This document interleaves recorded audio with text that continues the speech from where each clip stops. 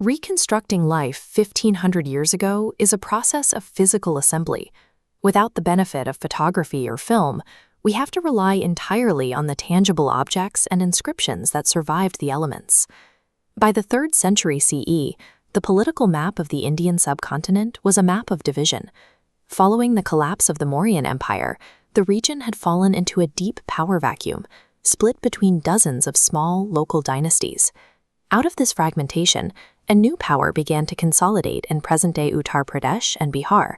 It was founded by a man named Sri Gupta, though his early territory was relatively modest. His successor, Chandragupta I, took the first major steps towards expansion through strategic marriage and conquest. Note that he is a distinct figure from Chandragupta Maurya, who had founded a different empire several centuries earlier. By the reign of Chandragupta II, the Guptas controlled the majority of northern India. To understand how they achieved this unification, we have to examine the specific artifacts that explain their political and economic strategy. The first piece of evidence is the Allahabad pillar inscription, or the Prayag Prashasti. Analyzing stones like this is the work of epigraphy, the study of ancient inscriptions to recover lost records of governance. The text, composed by the court poet Harisena, describes Emperor Samudragupta as a warrior whose body bore the scars of 100 battles from battle axes, arrows, and spears.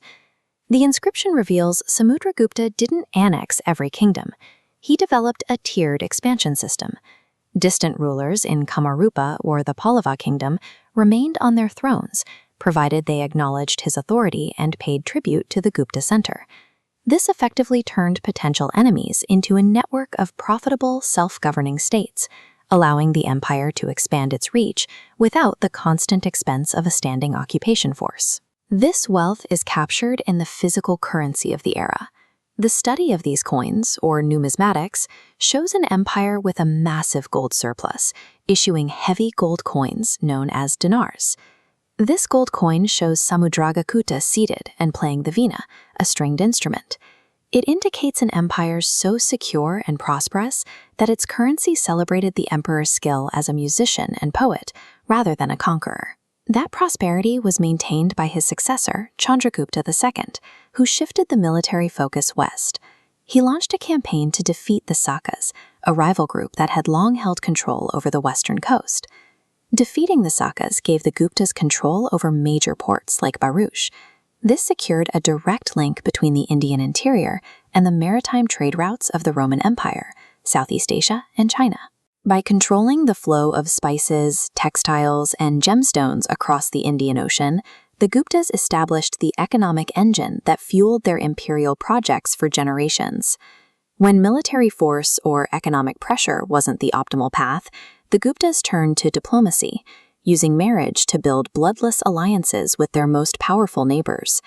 One of the most significant was the marriage of Chandragupta II's daughter, Prabhavati Gupta, to the prince of the Vakataka dynasty, a dominant power in central India.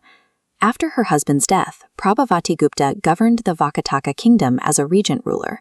Her reign ensured that the Gupta and Vakataka territories remained aligned, effectively bringing the Deccan region under Gupta influence without a single battle. These family ties provided the border security and regional cooperation that military campaigns alone could never fully guarantee. The Gupta playbook was a sophisticated blend of direct force, indirect tributary economics, and diplomatic marriage. This combination resulted in a prolonged period of political stability and internal peace.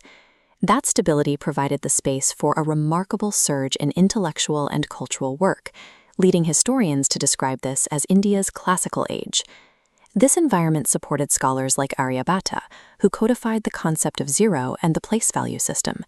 In astronomy, he proposed that the Earth rotates on its own axis and provided the first scientific explanations for eclipses.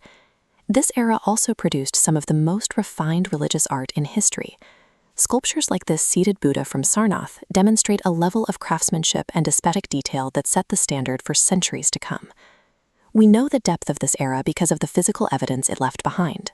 The structures, coins, and texts from 1,500 years ago prove that these cultural peaks are only possible when they are built on a firm foundation of strategic governance.